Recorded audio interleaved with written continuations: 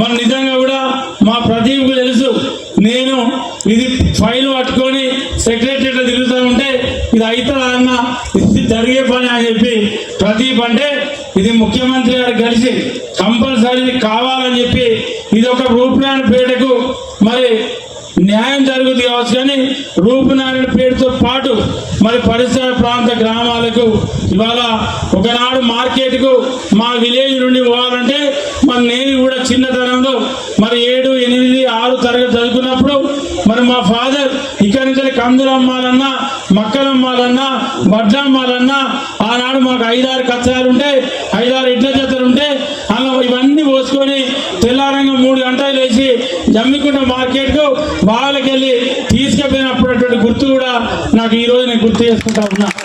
ఇవాళ ఇదే జమ్మికుంట మార్కెట్కి పోవాలంటే మరి ఆనాడు గుంపుల నుంచి మనం ఆనాడు పిలిచాయి స్వర్గీయ మాజీ ఎమ్మెల్యే ముకుందరెడ్డి గారు ఆనాడు 89 ఎమ్మెల్యే అయిన తర్వాత పట్టుబట్టి అప్పుడు వెంకటస్వామి గారు ఎంపీ ఉండే ఆనాడు ఈ ప్రాంతం నుండి మాకు శ్రీరాంపూర్ మండలి కానీ ఇటు ఓదెల మండలి కానీ అక్కడి నుంచి బ్రిడ్జి కట్టిస్తే మరి ఆనాడు మనం పేరినటువంటి సందర్భం. ఇవాళ జమ్మికుంట మార్కెట్ మనకు ఎంతో దూరం లేదు. మనం దగ్గర నుంచి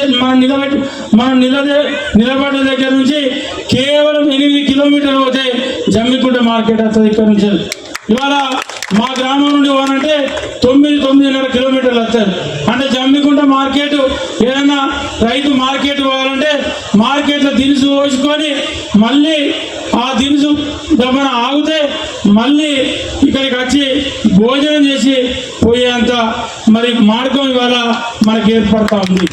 అదే కాదు, ఒకనాడు మన గ్రామానికి బస్సు రావాలంటే అనేక రకాల ఇబ్బంది పడ్డాం.